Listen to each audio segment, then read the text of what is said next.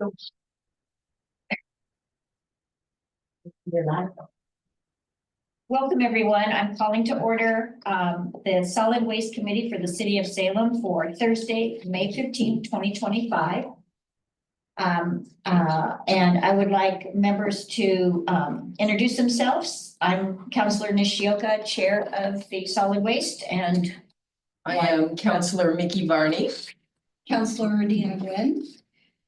And Councilor Brown has not joined us yet, but maybe he will come online. So we'll have staff introduce themselves. Ryan Zink, Franchise Administrator. Charlie Reinenbach, Budget Manager.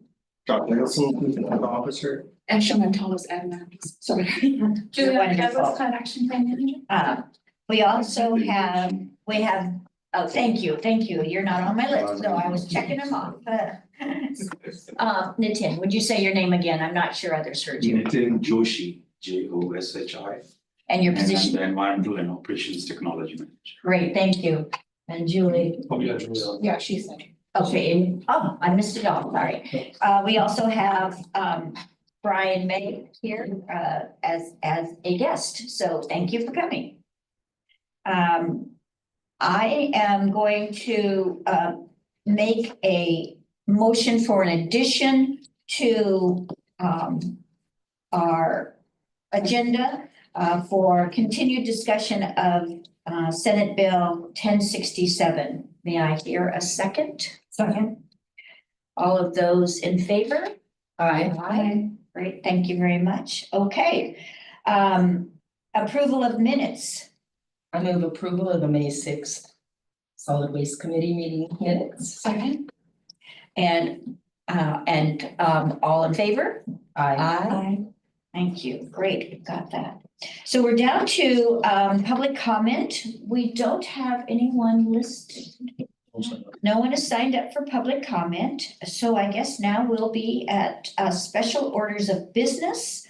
And I will go ahead and let Brian kind of take it from here. Yes, Thank you. so if I may, speaking to your addition, we're adding that to under special orders of business as 4B. 4B, thank you. Okay. So the first item on here is long haul compactor services. Kind of what I've named it, and I've asked Ryan May to kind of be here to kind of help with this discussion, ask him to join us. So thank you, Ryan. So I'll set it up and we'll let him kind of take it from there. So one large food company, can we say who it is, or I don't think it matters. So a company representing Campbell's Foods. Campbell's Foods, obviously a worldwide company, and they contract out their waste management or the management of their waste for all their companies to a company called North Star, if I remember right. And so we got a call from North Star saying, hey, our client, Campbell's Foods, has a stated goal that they have, they meet certain standards of not sending waste to landfill. And while we had an incinerator here, they were able to meet that goal, that standard here locally. So because their waste was going to an incinerator, it was not going to a landfill. And so this conversation for me started with Republic Services calling, because they're within Republic Services territory. Got a call from Republic Services saying, hey, one of our customers would like us to take their big compactor tube at their industrial facility to Spokane, Washington, which is the nearest incinerator. And we get a rate for this. Is this something that the city would want us to do? Should we say yes? Should we say no? So that was kind of the beginning of a conversation that I had. Obviously, started talking with Brian May, and I first directed them to say, hey, really, we need to find out from a flow control, that this falls under that flow control regulatory authority that the county has. And so, hey, county, what are your thoughts? And are there some issues, or are there some better solutions? Anyway, so a couple of things. One, we're wanting to help our local businesses, residents, customers meet their environmental goals. And this, that they have a stated goal of not sending stuff to a landfill. My initial thought, I think this is shared by the county. I also talked with our climate action plan manager, Juliana, that, from Salem area to Spokane, I believe is a 7.5-hour drive one way. And so there's additional emissions with that drive. And it's like, it's the offset of taking it to that incinerators compared to a local landfill. What really is the overall environmental impact? I understand this is about 40 tons a month is kind of what we're talking about. So it's not a small amount, but in terms of the hundreds of thousands of tons that come out of this community in a given year, it's relatively small compared to that. So that's the setup. And so Okay. there's a Teed up, right? Yes. a couple of different ways that we might move forward. One in which the city adopts a new rate that addresses this particular service, kind of a long haul rate. There's some options where it is where the city doesn't necessarily need to adopt a rate. I think that's maybe the direction that we're hoping to go in terms of, and I'm gonna let Brian speak more to that, but so we have some options. I wanted to open this to discussion. Kind of I'll let you guys kind of know what's the interesting situation that we have. And anyway, I'm gonna hand it over to Brian to kind of talk a little more about the county's position, what you guys have done, talking with the commissioners, and maybe what direction you might be recommending. Great, appreciate it. For the record, I guess, Brian May, Marion County Public Works Environmental Services Division Manager. That was a great short synopsis of about a month of dialogue that happened, and I always appreciate, we do a lot of collaboration. You guys, I think, already figured that out. But when we have these kind of weird one-offs, and I do quite a bit of talking, conversations start with Republic Services, as Brian mentioned, saying, hey, I've got a customer asking me to do something kind of crazy out of the norm. And we've kind of anticipated some of these kind of things that come up with the incinerator being shut down and no longer available to us, because there have been, we didn't realize there was necessarily a local company as much utilizing incinerator and avoiding landfill as there is up at the Portland market. That was a subset customer group of Reworld that did that. And now we're anticipating even some more conversations for more interest, especially when we have these brokers like North Star that are selling these kind of services that say, hey, I can provide you a solution, or here's what this might look like. So we've educated North Star to the point of, okay, there's a flow control portion, and then no, you can't just go negotiate with Republic on a haul or what that looks like. Now you're talking about a franchise situation within the city of Salem. What does that look like in the process? The first thing was, okay, we need a formal request. Ask us formally what you're going to do, so that I can carry it to my commissioners also. So we finally received a letter from Campbell's April 15th to say, hey, we have these initiatives, we have these diversion goals. They want to reduce landfill volumes based on fiscal 2017 compared to 2025 by 25%. And my guess is they were probably able to achieve that by utilizing Reworld in the past and just do that here locally because it was available. Now that it's not, now they're saying, hey, we want to go to Spokane. I brought this forward to my commissioners last Thursday in a work session. Their first response was, how does this fit greenhouse gas goals? Does this make sense? And I nodded and shook and said, yes. Based on what somebody's doing, this is obviously trying to meet some of their initiatives, not questioning what that might look like and everything else. During that time, I've had some conversation with Kevin Hines, the general manager for Resource. Because as we look at how do we do this, how do we make sense of it, to haul a single compactor to clear to Spokane just doesn't make even financial sense to some of us, right? Let alone emissions and everything else. Our understanding is it's about 40-ish tons a month, 8 to 12 loads. So I just had a conversation less than an hour ago with the Republic Services representative and said that basically we're talking about a 2-day trip for each load. And you could literally take a truck out of service for an entire month. A driver and a truck, and you're gonna have probably 10 to 12 motel stays in Spokane area, et cetera. And what would that do? And do they even have the resources to try to do that? And their first response is no. But again, if the customer, we want to be solution oriented, we're trying to be solution oriented. But kind of back to where Kevin's going, more ours, or well, Kevin's going, I'll point that way.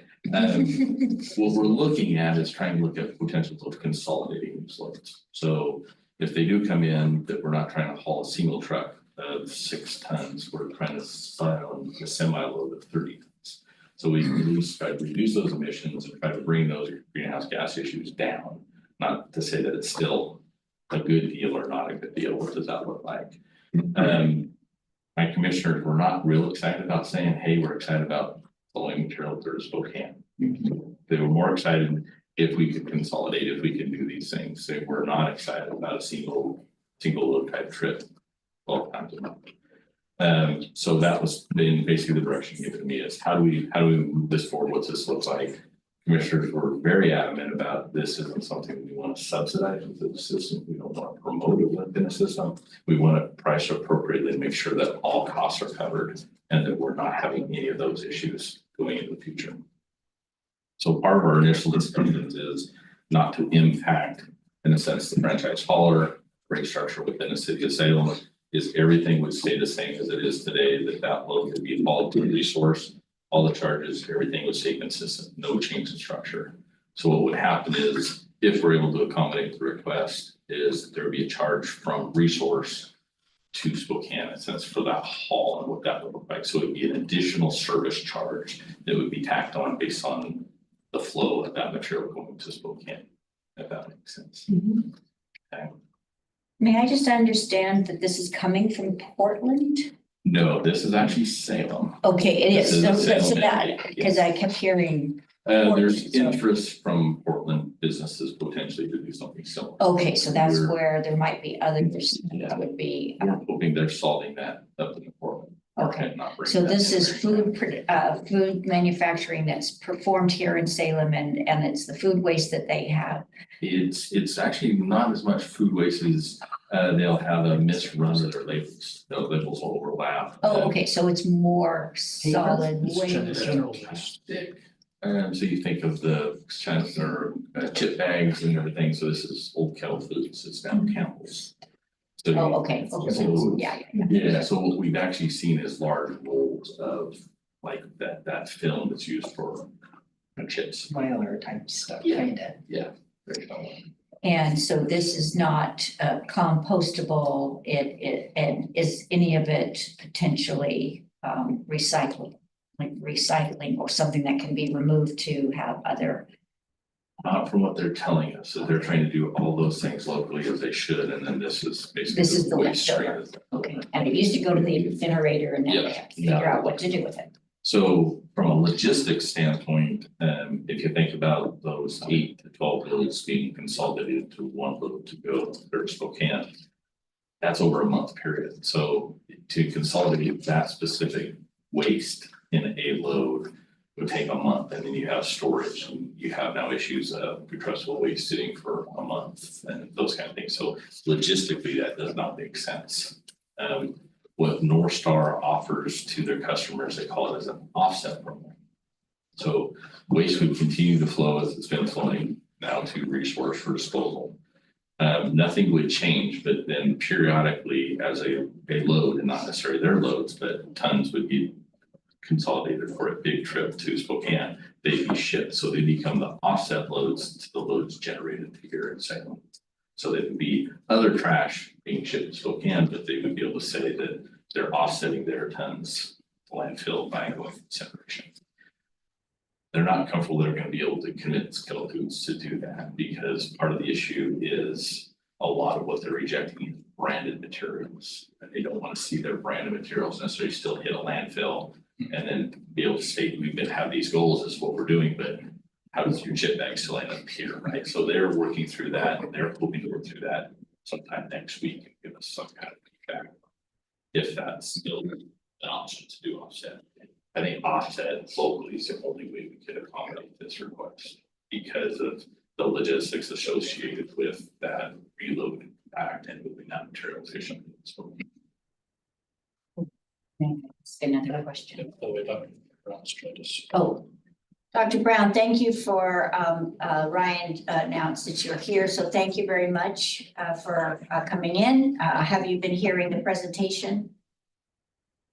Or part of it at least? For the past 2 minutes, yes. All right, good, good. I think that might be about 2/3 of it. Yeah. So one of my first questions is the offload that you're speaking of, what that implies is that there's other waste that may be generated from our area that is also needing to go to the Spokane incinerator. That's, I'm trying to understand. So not necessarily, so let's just, we'll wrap it in 30-ton increments. So let's say Kettle Foods generates 30 tons that now needs to go to Spokane. The problem is it's coming in a whole bunch of little ones. This would still just go through our normal process and be handled, and either go off to Coffee landfill or to Bosco County landfill. Sometime in the month, we would say of the other 30 tons coming in for the month of what now, 12,000 tons to 15,000 tons a month, we grab 30 tons and put it in this truck and out we ship it. We say, this is Kettle Foods offset to their 30 tons that have come into the program. Because they don't want to see it and. Well, it's because we don't want to hold it to put it into that specific truck to move their material. Because that would require storage and a whole bunch of other issues that we don't have space for. Need a diaper. Yeah. I'm just joking. Yeah. So many questions. Yeah, Yeah. I think of it kind of like energy offsets. yeah. Where- So yeah, if you understand that concept, where you may not be getting the exact electron that came from that Right. windmill, but You're you getting purchase paid RECs or the offsets to support those efforts. So this is a similar type of thing. So it's not necessarily their waste from Kettle Foods, it would be, Other garbage. Other- An equivalent Right. amount of Got it. waste okay. that would be selected and taken up. Yeah. To offset. So it's kind of a feel-good thing for them, I mean, right?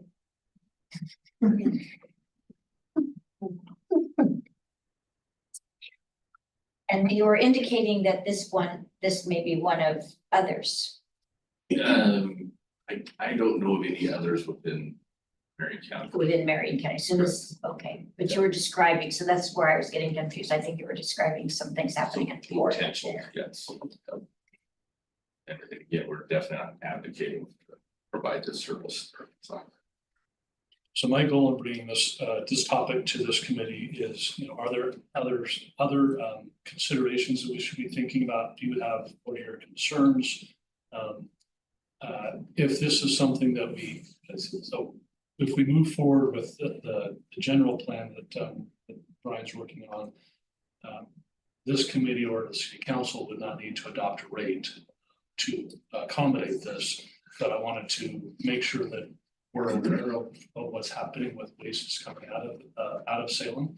And if there's any particular concerns or feedback that we should be giving to Brian as they're working on how to, something's like, yeah, we think we can work, we generally agree with how we're gonna move forward, or it's just like, yeah, we don't wanna support this in our community. Who benefits from it? From? What's the benefit? Like, Campbell's Corporation could say that they're trying to meet their non-landfill. By having it sent to. but by having it trucked clear to Spokane, I mean, it just, to me. It doesn't compute in my brain, but It's like, That's just right, my brain. it's like scheduling a plane ride, and then you pay extra money so that somebody plants trees somewhere. Okay. yeah. And then Okay. Ted, did you have something that you wanted to bring in? Back in March 23, we have had the request from North Star to come to the city for accepting the same waste to our digester. This is actual chip waste from their, that they were taking to the landfill. And I think that's the same situation that they are in still. We asked them to require PFAS testing, and that's when it stopped. So I think you might want to be careful. We didn't want to ask too much because that leads to a food manufacturing company having to declare PFAS levels in their waste food product. So we didn't accept it in our digester. Thank you for that input. That might have to weigh in as to if the signature goes elsewhere. We're taking a decision.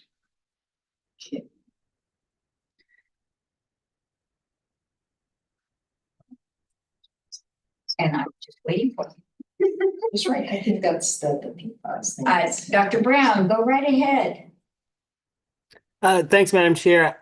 Someone was just talking, and I don't know who that person was. Oh, who is that? Sorry, Nitin Joshi. I'm your Public Works, from Public Works Environmental and Operations Technology Manager. Oh, okay. I was like, there's somebody talking, but I don't see anybody. Can someone, can you repeat what you said? Because it was a little hard for me to hear, please. That way you're seen better and probably. So I quickly looked up on the past emails that I had back in March 2023. We have been in discussions with North Star, which had this waste from Kettle Foods. Kettle Foods is one of our industries for accepting wastewater, and they wanted to get rid of the solid waste. Some of it goes to hog farms, the potato peels and stuff. Okay. But the bad batches and any kind of waste from the rest of the batches that they need to get rid of, they were using North Star to take it somewhere else. I would assume it was going to the landfill. But we were trying to find a way to anyway feed our digester to create more gas for cogen at the wastewater treatment plant. These are perfect symbiotic relationships we look forward to making. So we asked them, however, in the light of the fact that we know PFAS is a concern and we didn't want to add more to our digester waste, we asked them to do local limit evaluation for all our metals and PFAS. And I don't think it went ahead from there. Basically, the discussion shut down. Okay. So can I go back to not Councilor Barney, but Councilor Gwen? She asked a question, and I need to ask it probably the same way she did, but I'm gonna go one step further. So she asked a question, who benefits? And so my follow-up to that is just explain to me the pros and cons. Who's gaining and who's losing? And I really want to know if Salem, if we're losing. So I guess I'll answer that. I'll attempt to answer that. So from a rate or financial perspective, I don't think the city of Salem is losing in any way. I think we would be neutral from that perspective. What we're looking at is trade-offs, environmental trade-offs, if you will. So the trade-off is Campbell's Kettle, so locally known as Kettle Foods. Kettle Foods benefits, and they pay more, which I guess ultimately means that their customers pay more for every bag of chips, but they pay more to take their waste to their garbage to an incinerator, and they're able to meet their non-landfill goals. The trade-off, though, is increased emissions for the 15-hour round trip to Spokane, Washington, once a month or so. Potentially once a month, yeah. So it's all about the environment. So that's the trade-off. Yes. Got it. Okay. Thank you. And if it was just organic waste but for PFAS, it would perfectly work well with our digester. Sure. Generator. Sure, that makes sense. It's perfect food for the digester. So it's perfect food for the digester being the plastic, but the concern is the Exactly. environmental continued PFAS and metals. You also indicated metals. The metals we can handle probably much more easily, given the fact that we know where we stand. PFAS, unless we have some more options in terms of endpoint eventual technology, some way of addressing that, it's a big unknown for us and we keep on adding more. Okay, okay, well, a couple of things. Could you briefly explain North Star's role again? I'm trying to understand the flow okay? So my understanding is North Star is just a large nationwide broker Okay. of waste, and they Okay, contracted with Campbell's to help dispose of their waste streams. okay, okay. They're the ones reaching out to us to do this. On behalf of. On behalf of Campbell's, okay, that makes sense. Yep. So. Spokane, I mean, I don't like the idea of the incineration anyway of these materials. Are there any other transport alternatives? Why aren't we using trains, for example? We don't have those logistic options set at all. You'd have even a larger consolidation issue with that material to try to do it by train. We're just not equipped in Marion County yet to do that. I'm just thinking about, because I've taken the train to Spokane before, you Yes, know? I yeah. mean, why not instead of Yeah. vehicles on the road? We had to. In my understanding right now, I do not believe the incinerator there receives waste by train. You would be able to get it to a local depot area and then shuttle it back up. The issue there then is they do not have a tipper to tip those loads. You need a walking floor that actually walks the waste off, so that would be another logistics issue for them if that were, you know. Something to look at in the future though, for certain things, right? My other question was. I'm thinking of those little chip bags, like system cover. I'm really concerned about emissions as well as, well, for both the chip bags and the vehicles. Can we make chip bags out of different materials that are more biodegradable? I mean, could they put them in wax paper? I'm just thinking other containers, something. Yeah, no, I agree with you. more environmentally friendly. That's gonna be their decision. No, I know it's their decision, but it's so if they don't have an alternative though, They may be forced. is what I was thinking of, because I'm thinking of the RMA and, you Right. know, Yes. that tying into it. Okay, I just threw that out there. No, I think it was a good throw. If I may, as Go a ahead. piece of information, so our very astute climate action plan manager sent me some information based on, she has a model that takes miles and tons and turns it into what that Okay. environmental impact is in terms of emissions. Sent me that, so the 30 tons, 393 miles, so one way. I'll admit that I don't have the context to understand how this fits into everything else, but 1.91 metric tons of CO2 per one-way trip. One. 1.91 metric tons of CO2. Did I get that right? CO2 equivalents. CO2, sorry, CO2 equivalent, Yeah. CO2e. I missed the E. May I jump in? I am curious, since 4B is gonna be rediscussing the Senate Bill 1067, which is flow control. How does that impact this request or decision? And I'm just curious, because does that mean that North Star would then be able to do as they please and figure out another mechanism? If, let's say it passes, and then Marion County isn't necessarily in the midst of helping manage their waste. So my understanding, if Senate Bill 1067 passes, if the city of Salem does nothing, it's still Marion County flow control from that perspective. So Okay, that would not change. so because it's city level. If the city then put an ordinance in place and evoke that portion of flow control, then it would be Then it the would be- city's Okay, responsibility. so I just wanted to make sure I was Yep. thinking that maybe they had to individually, Yep. but And- they're still, because it's here in Salem. Yeah, We have and to change and one thing that I really want to point out is, one, we haven't determined even if this is feasible to happen. we just want to make sure we're bringing it, Ryan wants us to bring it forward. But then too, the cost portion has not been shared, and we have not figured out what it would actually cost to say, truck driver, tons, overnight stay. Oh, yeah. All of that, that's gonna be encompassed in that, so. Another There's still- truck. There's still a few conversations that Yeah. come into place, so. Well, I certainly am concerned about the PFAS that,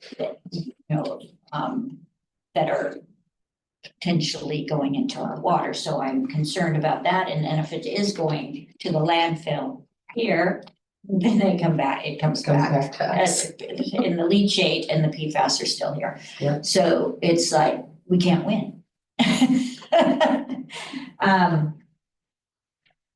Okay, are you wanting anything from us other than just being informed of this information? So if there's any strong opinions of, hey, I really don't think we should be allowing this in Salem, I'd like to hear that, or. Do the haulers have any opinion or anything to say since they're here? Or Do you have any opinions or Can we anything? that ask? you- Well, I can say so. Kevin Hines with Resource, what Brian was talking about, we're a reload facility, so that material comes to us currently right now. So from our standpoint, there wouldn't be any changes. We would take that material, still reload it into a truck and then ship it either to the landfill or have a company ship it up there. So from our perspective, nothing really changes for us. My personal opinion, it sounds ludicrous, is I think the proper term, but we're willing to do whatever is asked of us. And that's. So my on a surface, understanding. it sounds a little crazy. Yeah. But, yeah, from our standpoint, I mean, if we can handle material the same way today as if we would, if we were to do that. It's just a lot longer. So business as usual, but just the direction it goes in. Correct. But Yeah, that to doesn't, Brian's point, as long as we don't have to take that exact same tonnage from Kettle up there and, we can. in smaller loads. Well, no, as long as, we'll still consolidate it into 30-ton loads, but as long as we don't have to take Kettle Foods waste alone, put it off in the corner and, for a month until we can take their 30 tons or 40 tons. up We're there. actually not allowed to do that. What's the 72 Yeah. hours? So, yeah, we have a solid waste permit that tells us that we can't keep the same material in our facility longer than 72 hours. So that would kind of kill it at that point. Okay.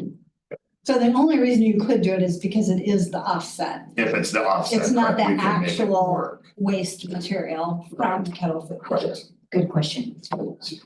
And may I ask kind of follow up to Ryan, so. Okay, sure. So what I'm anticipating is if the haulers or Kevin is able to do logistics, and we can't do that, we say we can't, we don't want to promote the haul, we don't do this. What it'll come back to then is kind of that decision of, do we want a single truck? Do we want 12 trucks driving up to Spokane? And right now, based on my commissioners, they're saying no, we don't. And I'm basing conversations here, I'm sounding like you're all a no. And at that point, it would just stay business as usual and nothing would change. And we just say, sorry, you're not going to be able to do that. I know, it sounds to me like it really is what I said earlier was it's a feel good thing for Campbell so that they can say, Here's our offsets. right. Yeah. Counselor Dr. Brown, go ahead. You had your hand up. Yes, thanks, Madam Chair. So I just want to repeat, make sure I heard some things correct. So from Council Varney's perspective, there is the bag issue, and that's not our jurisdiction. We can't change Correct. those bags, correct? That's all Campbell's. Okay, got it. And Mr. Zink, you said it was 1.19 tons of garbage that'll be going. Is that it? 9-1. No, you're talking. So we're talking about the emissions, so of the equivalent emissions of driving a truck up to Spokane is where'd it go? 1.91 metric tons of CO2 equivalent. Got it. Okay, and the next, make sure is just clarity. So the impact with Senate Bill 1067, there's zero impact. Zero impact. Okay, zero impact. And the next one, from the hauler's perspective, there is no change. Is that correct? Correct. And I think the last one is, how many trucks you say would be going to Spokane? How many? But what we're kind of proposing with the offset program, it'd basically be about 1 truck a month. 1 truck a month. If we were not able to do that logistically and we were taking Kettle Foods loads directly from Kettle Foods there, it could be as many as 12 loads a month. Got of it. Just much smaller loads. Got it. And you also said that that's something the county is not in favor of. Is that correct? Correct. And so the only other option, I'm going back to something that Chair Nishioka said, in regards to PFAS, the option is it either goes into the water or the landfill. Is that it? Comes back if it's in the landfill to us anyway, if it goes to Coffin Butte at least. So I'm going to go back to something that I think Councilor Gwen said earlier. I don't see what we get out of this. It just seems like this is just a happy-go-lucky day for Campbell's, unless I'm missing something. I think you tied it right up in a bow there for us. Okay, perfect. I like tying things in the bow because that means at least I did something good today. The only question that I have is from our climate action plan manager, what are your thoughts on the offset versus continuing the way we are? Does it make? I'm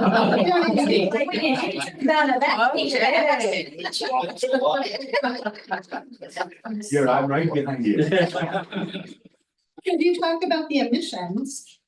From your perspective, is it worth it? So in the waste reduction hierarchy, it's the inverted pyramid, and at the very bottom is landfill, and then slightly above it, and they even caveat how slightly it is above it, is incineration. So in terms of most to least preferential, incineration is slightly less or slightly more preferenced than landfilling. But, so I feel like there's so little of a benefit environmentally that I don't think it would ever justify that Extra travel. Yeah. Cost, yeah. Thank you. Oh, perfect. Well, You did that. Now it's tied up with a bow. There it is, there it is. Thank you.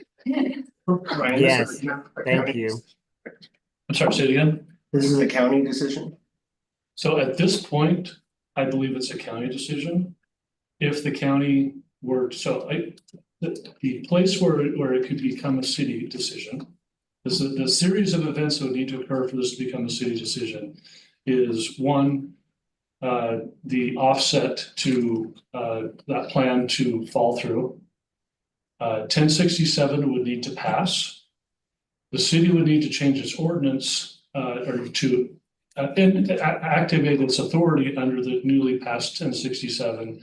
And then we could adopt a rate and we could address it at a city level instead of a county level. But Brian, you're looking for any direction or thoughts? No, I appreciate the thoughts because I think they align definitely on the single type hauls with my commissioners as far as flow control. To Ryan's point, I mean, as current flow control authority, we're saying we're willing to be interested in looking at this conglomeration haul, right, or offset. We're not interested at all in the other version, right? So for you to take initiative, if we said no on this, and then we'd say, sure, send it to Spokane, then it would become a city issue, right? But our intent is not to let that happen if the other does not work. That makes sense. So can we just wait until 1067 either passes or fails? But we're not making a decision. Yeah, we don't, yeah, we'll see what happens. Okay. Well, it sounds like, based on discussion, we're pretty aligned with what the county would do either way. Exactly, Sounds Josh. like it. Again, another vote tied. So thank you. I think my only statement back for the county is to be mindful of PFAS. And I understand and appreciate the offset of equivalent carbon monoxide or whatever. And also I just, we're stewing in our waste, just have to figure out how we manage how we try to to dilute or improve the insult of that waste management. What happens to PFAS in the incinerator? Aerosolizes and then, Falls well, back. it either can aerosolize or it can stay as the ash. It Okay, kind of just depends on how well it's burnt up. Temperature is a deciding factor. Temperature, and it isn't it to do also with the rubbers that are in the sort of as it leaves in the air, there's You just mechanisms. need a high temperature to break the carbon from bond. yeah, because that's such a strong bond, I was wondering. So if you can sustain that continuous, that's why pyrolysis is more of a confined process that's used to break that bond. I don't know how well it takes place in just a general open air incineration process. Yeah. Okay, And the moisture also plays a big Yeah, so many factor, factors come into play at that point. That's So why how the much dry will end places up are in starting ash, to their you know? trash. okay, thanks. Just Or how much curious goes off. Yeah, no, good as question. to what happens to it. Can't we get rid of it somehow? Well, You know? stop making it, stop Well, putting it in our sure. shampoo and our lotion and everything else. Yeah. Okay. Yes, Okay. I'll commit to bringing the information back once we do have some kind of resolution. I'll make sure we share at least with Brian, to make sure you understand where the county's at and what's happening with this material. sounds good. Oh, and Madam Chair, I have one final question. Yes, So currently right now, we're not wasting any, any cost. We're not wasting any money right now. Is that correct? or North Star or Campbell's, Yeah. correct, yeah. Okay. And it was made clear that we're not in any way looking at subsidizing or doing anything like that. Perfect. And I think earlier, Councilor Varney had recommended, trains, which I like, but that's not an option. I think that was what I heard, right? That's not an option for trains. You heard correct. Okay. Thank you. Thank you, Brian. Appreciate your information. Yeah. So that we have even more questions. We are a scientific group. And Some of you are. but you get down to the accounting part of Yeah, it. down to the benefits. Yeah. So next on the agenda is the added continued discussion about Senate Bill 1067. And then, so again, the potential outcomes out of this could be, does this committee want to recommend a position either to the legislative committee or to our own city council? Just in terms of updates on this bill, there was a public hearing last week, which continued held over until Tuesday of this week. The public hearing has wrapped up. A work session was scheduled this morning. That has been now moved until Tuesday of next week on the 20th. And so I presume that work session, out of that work session will become a recommendation to pass or not pass onto the House, I believe.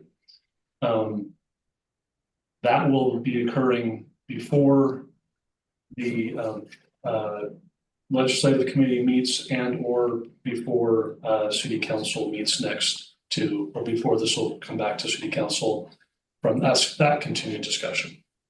So there's been a lot of continuances of this discussion.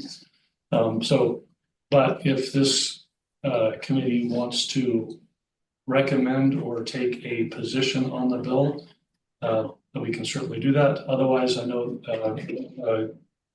Councilor Barney, you had some additional questions we didn't get to because we ran out of time.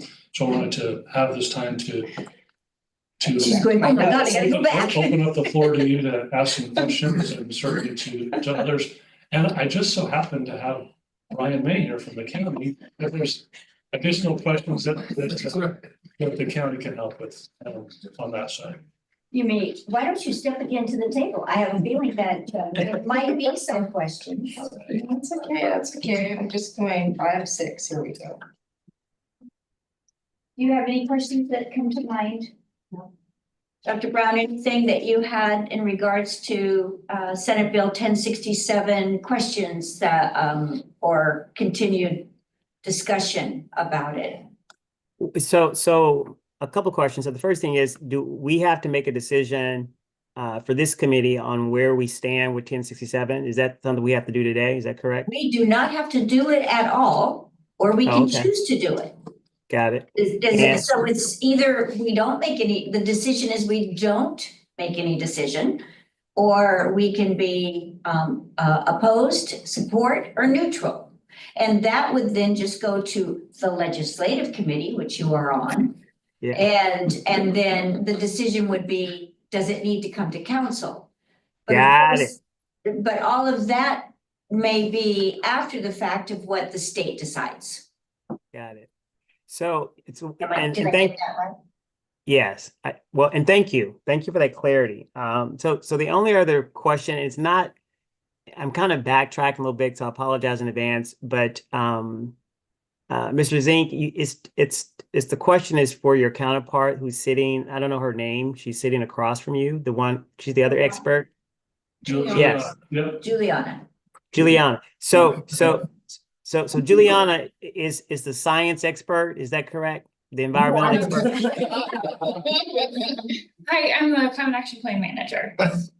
Okay, so, and I think you've already said this, but I'll make sure that I heard it. So from your perspective, obviously PFAS is the big deal, correct? And when it comes to 1067, what's the impact with PFAS in 1067? Do you have any thoughts on that? But there's no impact on, it's just flow control within the county, and cities would either have the option, if it passes, cities have the option to opt out of the county's flow control. Nothing to do with PFAS in a strict Okay. sense. Perfect. Thank you, Juliana. Appreciate it. And Madam Chair, thank you. You're welcome. Again, if I may say anything wrong, I will correct you. So Ryan, how would what we do change if 1067 passes? I don't believe that we would do anything different. So, I don't think, at least in my position, from my experience, I don't think we would want to do anything different. This example of Campbell's Foods or Kettle Foods is an interesting situation where if we had a different council or a different, maybe we want to do something different than the county. And so that's an area where we could take a different position. But right now, right here, I don't think, I wouldn't recommend that we do anything different than what we're doing now.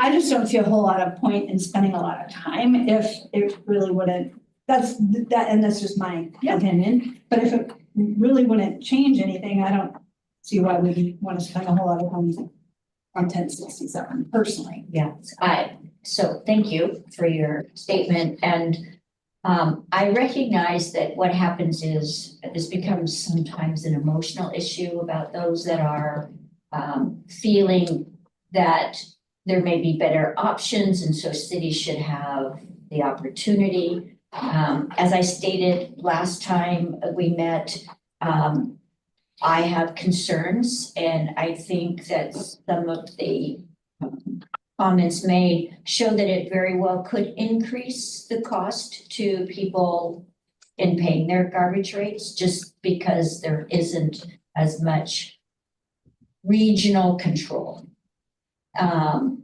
That can help, as I've looked at it, help keep costs steady. I mean, still rates have to go up, but not, if somebody leaves, it may end up reducing that regional management, so that could cost more. So you're saying if 1067 passes, it could cost individual communities more money, Yes, potentially. because there isn't a larger regional control over it, so fees may go up just because of however they're choosing to haul. So does that mean you would want to oppose?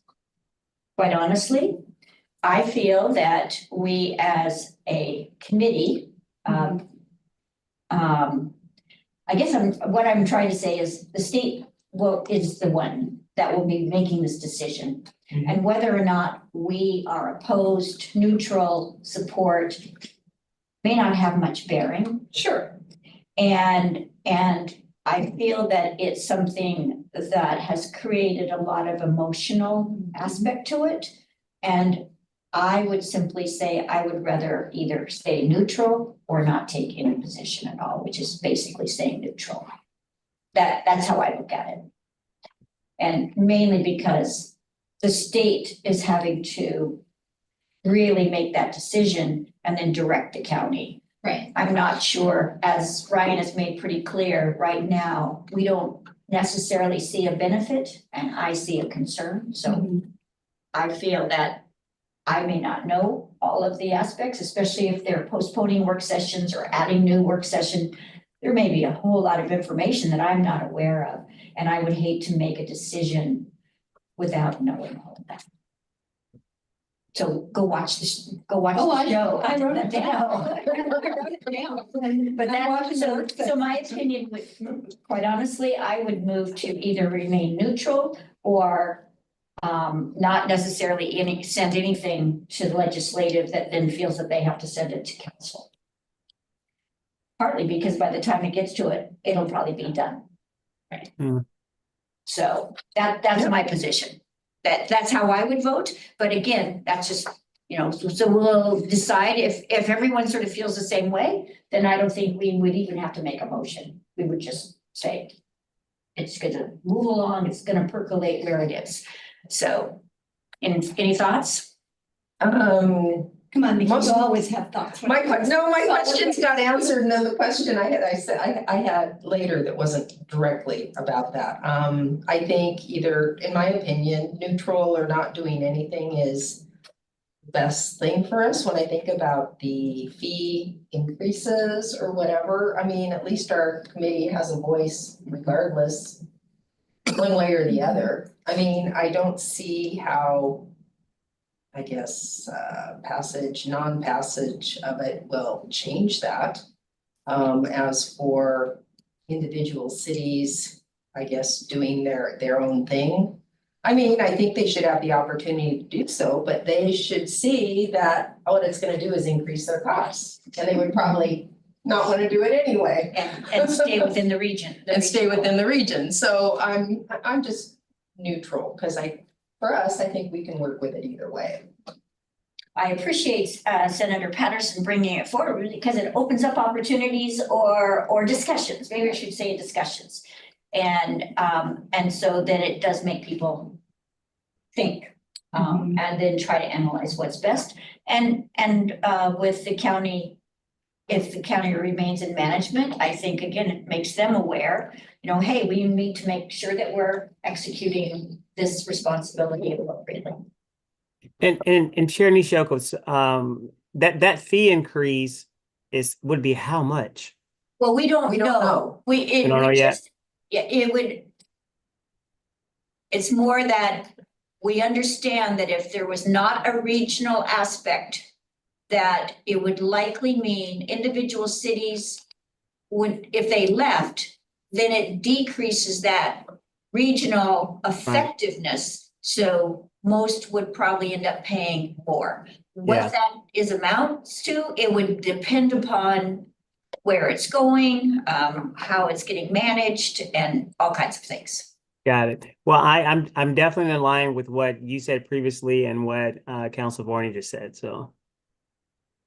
So I think that probably legislative committee will not see anything coming forward. And we thank you in advance. Okay. Do we need to make a motion or do we just need to let it percolate all on its own? We don't need to motion out of this. Okay. The only kind of outstanding item, not necessarily for this body, but is for city council, Josh, maybe you can help me with this a little bit, is that 2 meetings ago, when this came forward to council with the opposed position, this was held over until the chair of the solid waste committee could be present. And so that'll be coming up on the 27th as an item for council for consideration. On the 27th. On the 27th. Again, that may be too late anyway, so I'm not Yes. exactly sure how that's just logistically how we're gonna. So, do that so it'll be an from the top. informational item and those of us on the solid waste committee could just make comments about the sort of process and that the state was still. Yeah, so the tabled motion will come back, and I think you could have a discussion, or you could just say, hey, given current circumstances, we move to, withdraw the motion or whatever you want to Or call it. remove the recommendation from the Well, legislature. and Chair, I think the Yes. concern at city council was that you were not present Which was that very night. nice, yes. That that was night, very and, nice. and folks wanted to make sure that your voice was heard, so. Thank you. Very, Yeah. very, very correct. That's why I was held up. All for you. I feel very privileged and to have all of this discussion. So we would just have to recognize that the information item would basically say that we remained no decision. So you have a tabled motion, so it'll come back So under it- special so it orders of will- business. So it'll be as under a- special orders, not information. Okay, Similar to how a counselor motion would show up Okay. under special orders of All right. business. Right, right. sounds good. So we'll all Right. be. And it was pulled out of the whole package. Yes, that's As a what I- separate. yeah. That was the meeting I wasn't present at. Yeah, right. Okay, thank you. So I guess. I didn't pull it, but No. I voted to pull it. No, I mean, thank you for reminding me.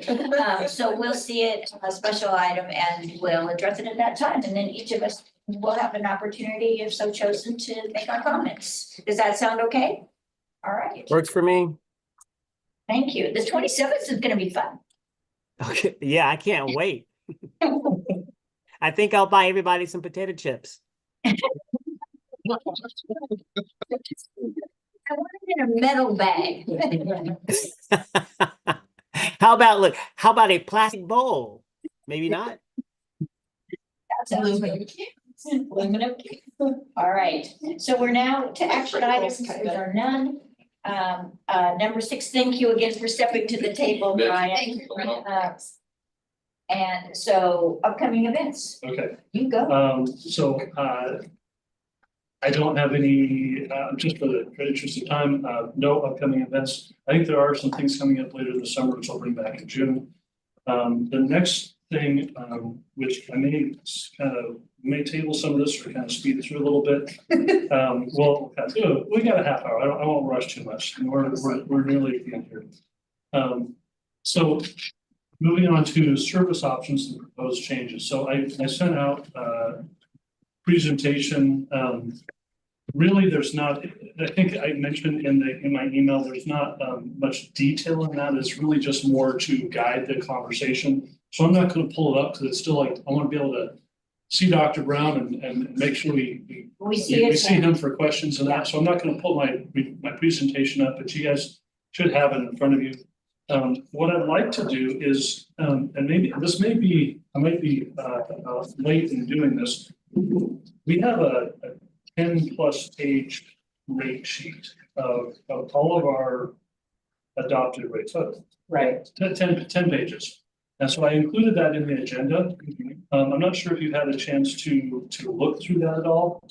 One thing that as we're coming up and we're going to be talking about a rate increase for the next 2 years, we're going to start that conversation in July. I wanted to provide, I guess, maybe some orientation and go in a little deeper into what's actually in our rate sheet. So as we talk about, we had a conversation earlier this year about medical waste. And we talked about, that we generally talk about residential, commercial, and drop box, but there's more to it than that. And this is then a lead up to a brief discussion. I planted the seed before, I'd like to water the seed a little bit more in terms of possible changes and that we could be asking for in this upcoming rate session. So if you want to turn to agenda packet page 5, which is the first page of the rate sheet, I just want to kind of walk through some of this. And I apologize that this is a little tedious. But again, just as kind of an overall orientation. First of all, we see we have 2 zones. We have Marion County zone, we have the Polk County zone. So on the middle column or the left of the rates, that's Marion County, on the right is Polk County. And so Sometimes those will be the same because it's the service costs the same, on which side of the river you're on. Generally though, you're gonna see Polk County is a little bit less in some areas. And sometimes the rate structure is actually very different. And I'll point that out as we get to Dropbox.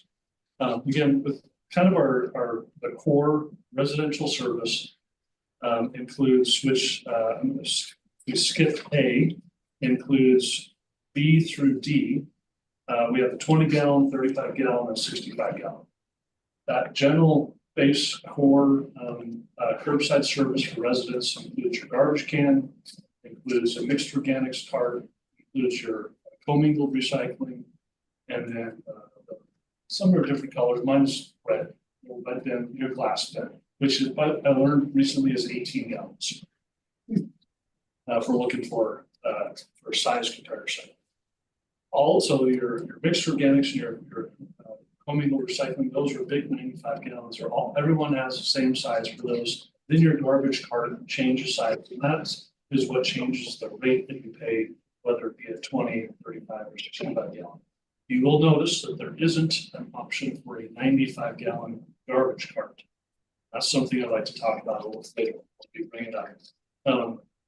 When we look at our neighboring communities, which speak a little bit more about the 95 gallon, look at our neighboring communities, even Kaiser, unincorporated Marion County. I have a list of about 40 other communities within the city, within the state of Oregon, all offer a 95 gallon. We're actually in the minority in terms of communities that don't offer a 95 gallon service for garbage. So just kind of plant that seed in your mind.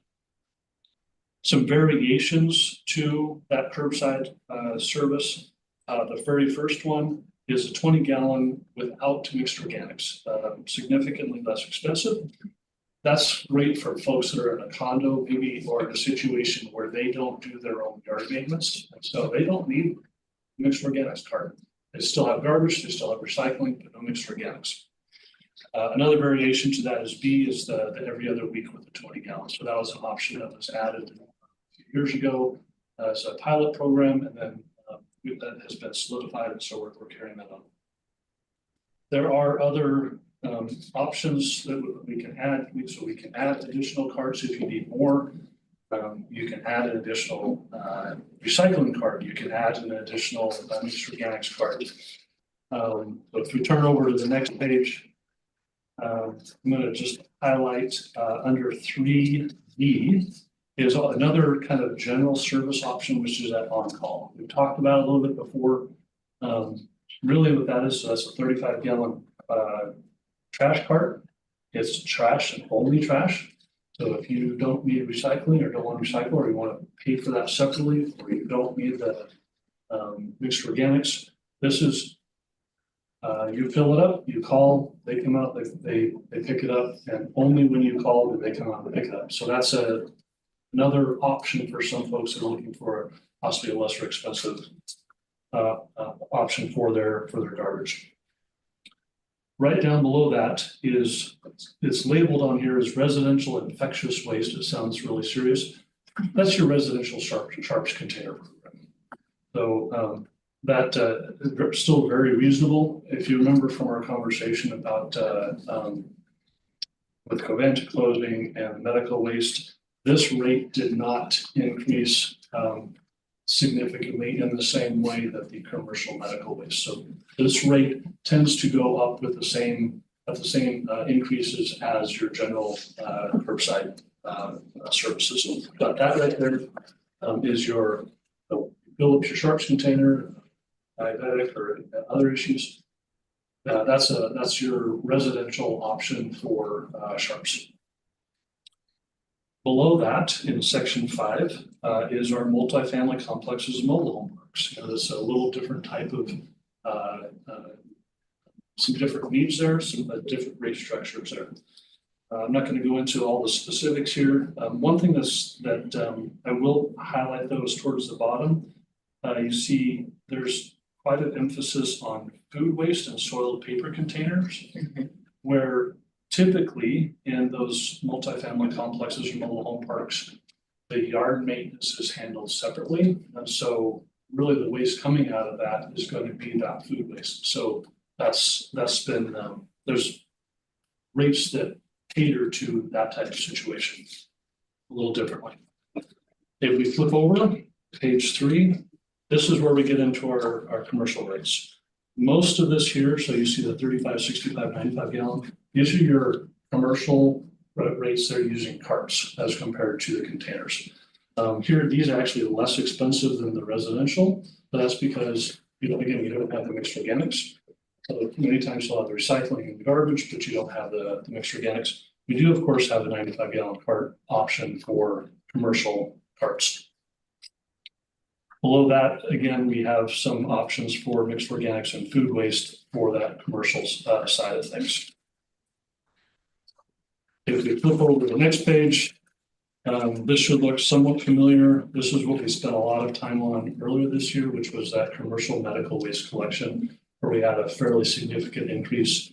Again, you see those effective dates of the March 1st and February 1st of this year, which when those were put in. And below are just some of the supplies that are associated with that. And at any time, please feel free to stop me if you have questions. Okay, we have a question. Yes, I just wanted to clarify that commercial, do they have the option of having recycling carts? Yes, so Yes. this includes, so for instance. So if you it look does at include, If you look okay. at the 35 gallon cart service, Yes, that includes a 35 gallon waste collection and 195 gallon mixed recycling cart, okay, which is picked up bi-weekly. and then also, okay, great, thank you. Yep. I just wanted to confirm that they had the opportunity to also have recycling. Absolutely, yes. Thank you. So on to the agenda packet 9 or rate sheet 5. This is where we get into the larger commercial. So you have what I would term a dumpster, right? You have the 1 yard up to 6 or larger size dumpsters, containers, receptacles, whatever you want to call them. This was something that kind of threw me off at first. Depending on the type of machine, that if you see a rear load, which picks them up on the back, or you have front load, which picks them up on the front and up and over, there's some different because of some of the cost structures associated with that. But it also requires a different truck going for that route because Yep. it has, their equipment is geared for pickup of those type of carts versus the one on the side.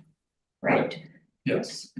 And Shane, can I confirm with you that rear load versus front load on the container is oftentimes dictated by the location or the situation of how to access those containers? Yeah, so we've kind of moved to I know the rate sheet says rear load and front load, but we've kind of moved to an automated and a manual rate.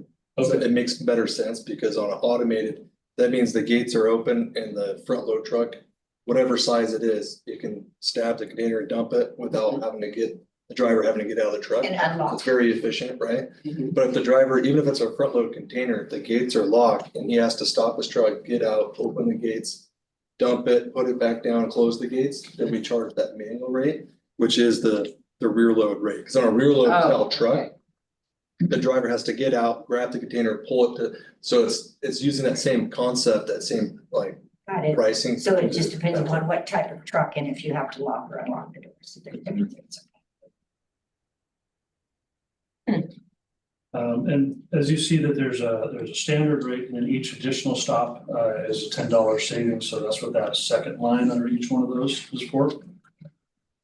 Moving on to the next page. This is where we're actually interesting. So the top on section 11, compactor receptacles. So it's a similar type of thing, but now instead of having loose material in that container, now it's compacted. And so the rate is 3 times what the rate would have been if it's loose because it's more compacted, more tonnage per yard. So it's three times more because it actually weighs more. Yep. So that would be if somebody, let's say the cardboard waste, instead of it just going into a cardboard bin, that's a lot of air. If somebody that has that business compacts it and ties it up for you. It's much easier to remove, but it's much heavier so you're doing the weight, kind of balancing out. Just kind of like that 3-to-1 compaction ratio, you can get 3 times the amount in a compact container that you can in a loose container. Thank you. Next in section 12 is what we call a drop box. So this is one of your major categories of services, where you have residential, commercial, and drop box. This is construction sites where this is kind of that temporary dumpster for construction. A lot of times Tear out a roof. tear out the roof, which I'll be doing this summer. Someone's doing a bathroom remodel, so it can be residential, it can be commercial. But it's those temporary boxes for a specific project, if you will. You'll see with this, where to go here, that especially when you look at the larger sizes, so take that 50-yard, is a significant difference in price between Marion County and Polk County. The reason for that is the Marion County side, that rate includes the disposal cost. So that includes everything aside from the delivery fee and some rentals that you see down below. The Polk County, that is the cost of the box. Once it goes to taken to copy butte or to disposal, the disposal rate, or actually the tonnage that was in that box, is charged back after the fact to the customer. At a per ton cost, or per pound cost. So the Marion is an estimated weight basically built in. Right. So that's why, so if you are looking at this going, well, holy cow, why is Marion County so much more expensive? It includes that cost of the weight of the material, where the Polk County side does not. It's be charged after the fact. I'm going to drop down to cart fees. This actually was the cart exchange fee that we talked about last year, and kind of some issues there in terms of delivery, redelivery, exchange. Move over to the next page. You have all the, if there's insufficient funds on a payment or bankruptcy. There is vacation credit. So if someone is planning on being gone from their home for I think it's 2 months, I have to read this again, but for 5 weeks. Anyways, if they're going to be gone from the home, they can call the hauler and be charged less for that time that they're not at home. Then we move into special services and fees. So this is the picking up of let's just, like you see here, appliances, sink, toilet, car batteries. Some of these need some special handling, obviously, like car batteries or appliances. Appliances may have Freon in them, needs to be handled appropriately. Hot water heaters, etc. Down here on H, we have our low income discount for disabled or senior customers, which is the 20%. Right below that, we also have what's called a premium service. So, and we see there's an option where that rate is built into it for residential, where if someone either isn't able to move the carts down to the street themselves, or there's a certain distance they have to go, they're a little higher charge, but the haulers will get out, they'll go get the carts. So there's all of this is to show that we help to accommodate what the customer's needs are, whether it be ways that we can save money or in areas where the haulers we need to do a little extra service. I'm going to move over to next page under special services.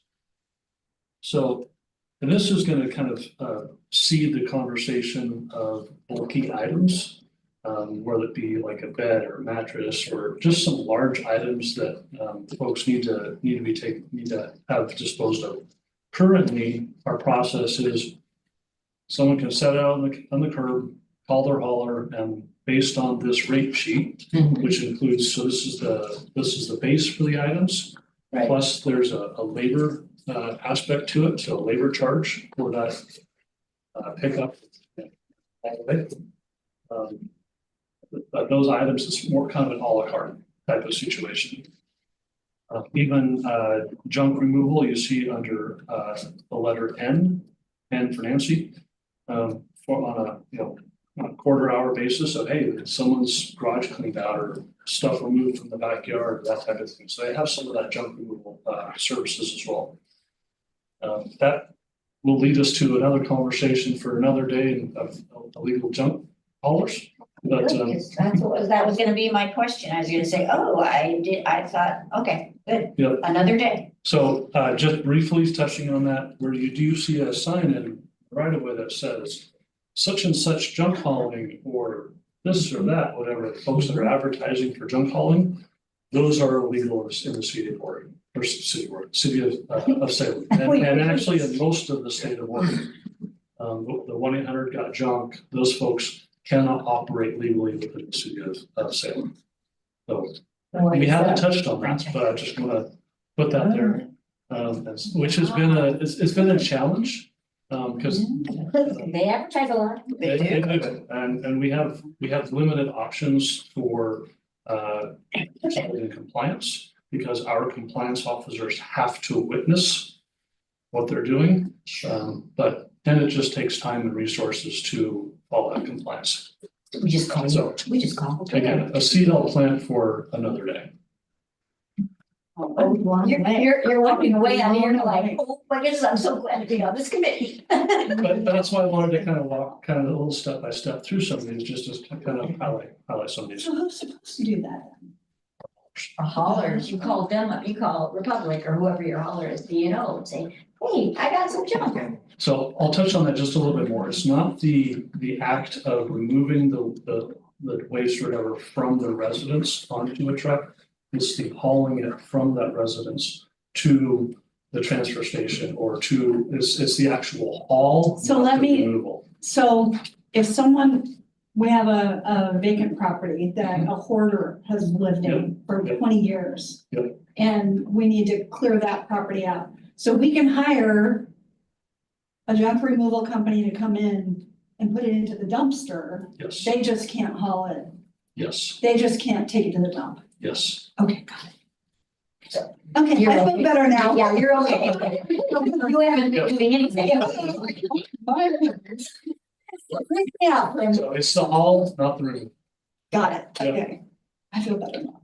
And then the very last page is kind of a definitions, if you will, just some of the footnotes that help provide a little more clarity. You'll see some numbers throughout here. So if there's a number 1 through 18 or 16, somewhere in the rest of it, you can go to the back page, and it provides a little more, what's a footnote, exactly what it said. So in the I'm gonna last memorize this.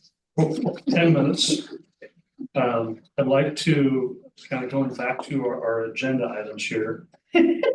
So that did kind of that walkthrough. And you're just going to pause for a second.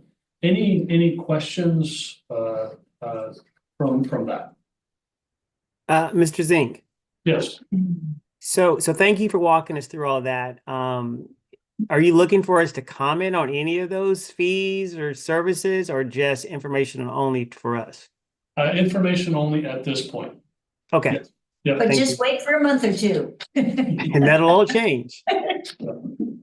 Part of it is that, with this committee, I want you to be familiar with the services that we provide, that our haulers provide. And the council votes on that rate sheet.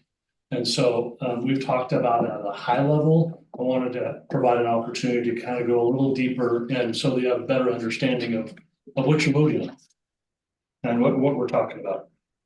So 2 areas, and I mentioned them briefly as we're going through it. 95-gallon garbage service. Steal one of my presentation slides here. Rather than putting it up on the screen. So again, we have the largest size available currently for residents is a 65 gallon. Many other communities within the state of Oregon and many of our surrounding communities do offer a 95 gallon service. This was brought to council in 2021, I believe it was, as an option. It was brought to us by the haulers.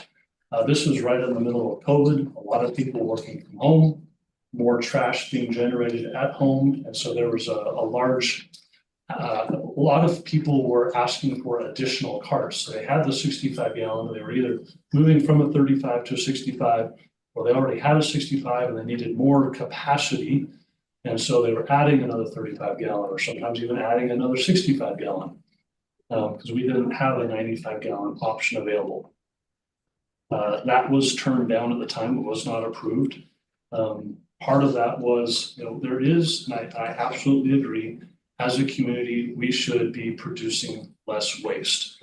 And this was seen as, well, we're just accommodating people who are gonna be producing more waste and they just don't care, they want, so there wasn't an incentive to move that direction. I will say, I've received a couple different phone calls, one customer in particular, South Salem was in Marion County, was annexed into the city. Had to call them up and say, I'm sorry, but we have to take your 95 gallon cart away. Here's a 65 gallon. And if you want another one, it's going to cost you more than what the 95 gallon that you have to pour. This particular situation, it's multi-generational, 3 generations, and not to get too crass, but both ends of the generations had diapers. So it's not, anyway, it's situation. I think there are situations where there's a need, and I think we can accommodate that need by providing an additional service, adding lower cost than what it costs them to do it now. So that's part of why I'm bringing this back, even though we talked about it about 4 years ago. I'm bringing it back. I think this is a way that we can save people money who currently need additional capacity. Estimates, and I'm working on getting a more refined number, but right now, somewhere between 500 to 700 residents within the city of Salem have more than one garbage cart. And so you're looking at not just a 65 going to like you're giving us a load of houses that may be in a 35 and really would be beneficial to have them in a 65, and then those that are in a 65 going to a 95. Well, so customers now, if they have a 35 and they need a 65, they can call up their hauler, or they can get a 65. Once they get to 65, if we have, again, a larger family, yes, or there's different situations where they might need a larger cart, that's after 65 gallon, they don't have any other options other than adding another cart. Typically that is, if you look on your presentation there, so currently in Salem, Marion, a 35 gallon plus, or excuse me, a 65 gallon plus the additional rate cost for the 35 gallon is, so it costs an additional $19. Yeah. For an additional 35 gallon cart. In Polk County, it costs an additional $15.20 per month. We're estimating that the cost of a 95 gallon over a 65 gallon would be somewhere between $7 to $10. So we're saving them money. Right. And then I've also heard, and I'm just going to kind of go off from here. I've also heard that some people that like live next to each other will share whatever size carts they have. And one of them doesn't pay a bill, but they share the bill with the other, so that they're reducing their waste because they're not contributing with a cart. And so I found that was also creative and would encourage that for those that are getting towards that zero waste or reduced rate, in the sense of you could even share with your neighbors if necessary. Yep. So if I can pick on you again one more time, Shane. So I had a conversation with Shane earlier this week. We were talking about this, and I asked, because he has customers inside the city of Salem, and he has customers in the unincorporated area of Salem, in Marion County, but still a high density. And does he have fewer customers?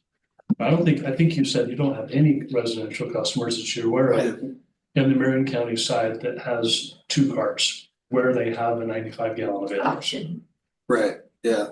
I'm sure we have probably one or two, but yeah, it's not significant. So, But having two is significant for the haulers because they have to lift and, It's less efficient. yeah. Yep. And so it would be more efficient in all aspects, just the energy your truck is using and, if there's. So a when large Ryan production. called me on that day, I had ridden with one of my drivers in the new East Park development in East Salem. Mhm. So it's a brand new neighborhood, and yeah, there was multiple customers in that area when I was riding with the driver that had two carts. I was actually kind of surprised, yeah, how many there actually was. Because they had no option. They had no other option, yeah. so my question for this committee is, again, and I'm gonna skip the next one here, the bulky waste for another day. But on the 95 gallon, what concerns do you have? Do you have some additional questions? Is this something that you would like staff to bring forward as part of our rate proposal to add a 95 gallon? I as staff am recommending. I see a head nod from Counselor Gwynn. Do you have any thoughts? I don't like the idea myself. How many customers did you say? You So utilize more? a year ago, remember when I had the map that had all the dots and all that? At the time, there were about 700 customers from that data. I believe there are fewer now. We're post-COVID, people will probably move back, maybe don't need as much. So I'm working on getting a newer number, but I'm estimating that we have probably between 500 and 700 citywide residents. So let's just say 600 out of how many? Out of residents, I want to say 30. Accounts? There's 6 different Yeah. companies, but it's Like 40,000. Yeah, let's say 40,000. So it's not a huge 40,000. percentage, but I think there is a need there. Well, I agree, but it bothers me, because it's kind of like when you take a larger suitcase on a trip, you tend to fill it up regardless. Uh-huh.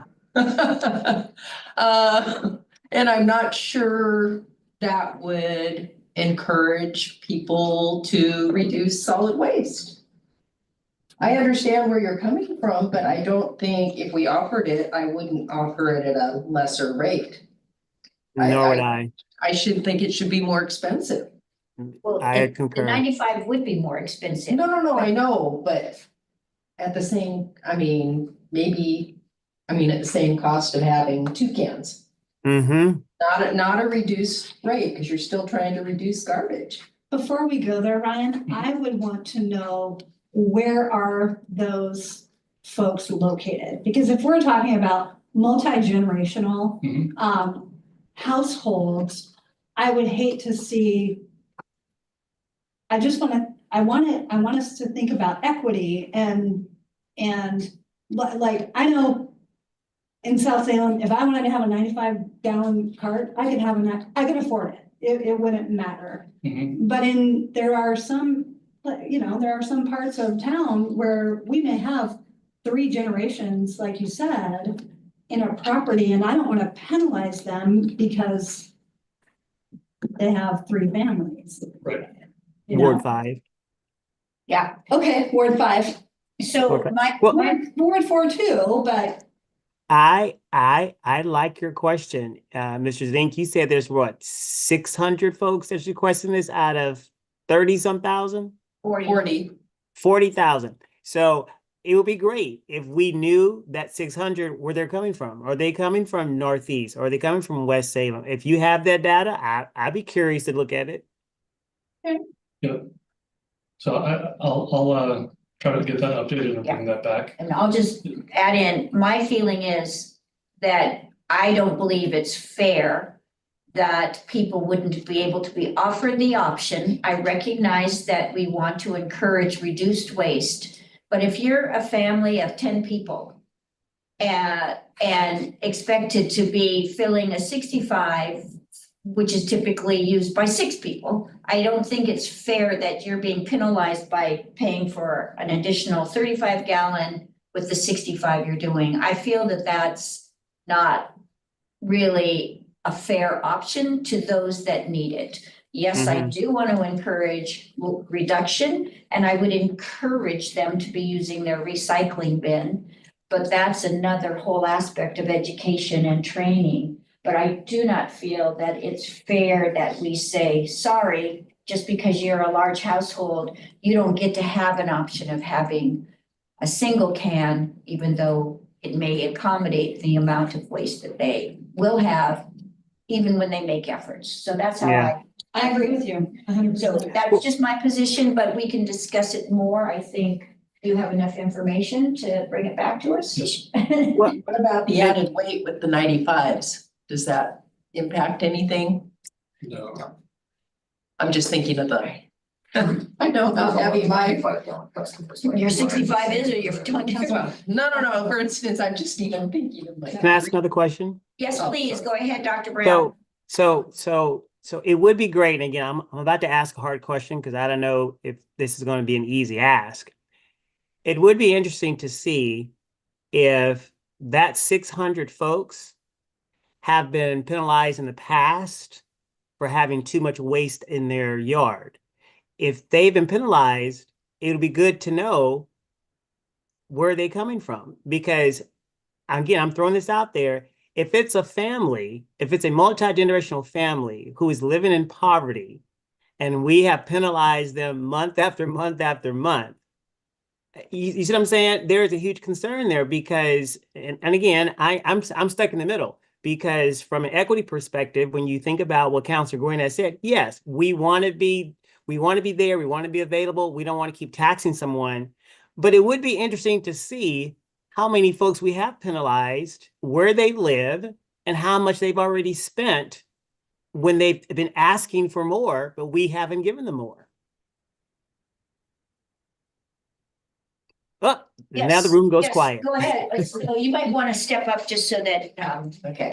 So just to add a little more thought to Yes. this is, when you think about those 600 individuals or 600 families or whatever, they're doing the right thing by acquiring a second container. yes, Or what I propose is, what are those that need the other container that maybe can't afford that? What are they doing? And I'll speak from a past operator of a compost operation.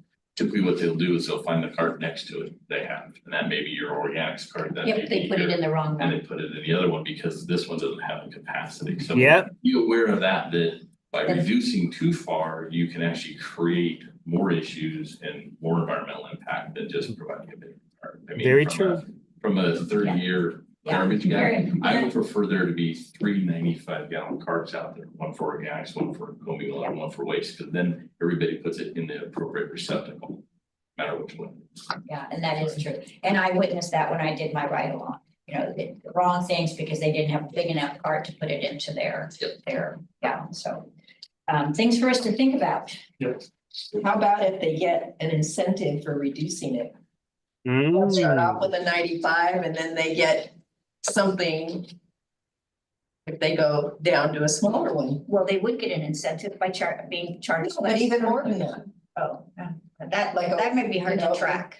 Well, I mean, if they're requesting to go down and to reduce. Well, I suppose that would be more a question of if their carts are replaced, that we might have to say we don't charge them for that transfer of a cart. I'm just looking for carrots instead of sticks here. Yeah. But they would be getting, you know, like we are not gonna charge them for that transfer of a 95 to a 65 when they're reducing. We could consider that, but I know that that's been problematic in the sense it costs money to deliver the carts and pick up the old ones, I so. think one of the problems when you provide incentives is that necessitates someone else is subsidizing it. You know, because it's the same line of business, so Yeah. you're having other people pay for that incentive, And which we really try to avoid. As we're looking at the cost of service. But not that it's not a bad idea, it's just we have to figure out. Well, I get it, but you know, what are we doing with waste reduction? Yeah, but we're also managing improper waste distribution. If they're putting it in their recycling cart when it's trash, and then it costs more money to run it through the MRF and everywhere else, and because it's mostly trash instead of recycled. I get it. We need to continue this discussion. Well, I think there well, are options. and- Well, good, and- see, and- bring them to us, that'd be great. I definitely want to I want to co-sign where Councilor Barney is going. Because I get the whole, we want to incentivize, different communities and whatnot. But there is something to be said when it comes to educating our community on how to just do better when it comes to our waste. So it's a both and. At least that's how I look at it. So Okay. on that note, I was gonna spend some time on an update on the Recycling Modernization Act, where we're gonna be seeing some of that outreach and education on how to lower waste, but we'll talk about that next time since we're 5 minutes over. Okay, So that's all I have. that makes sense, because it is coming, yes. It is coming. It This is. has It is been a coming. great conversation. We have too much on our agenda. So I shall adjourn this meeting and we'll see you next month. Yes, thanks everyone. Appreciate you. Okay. Thanks, staff. Thank you. Thank you all.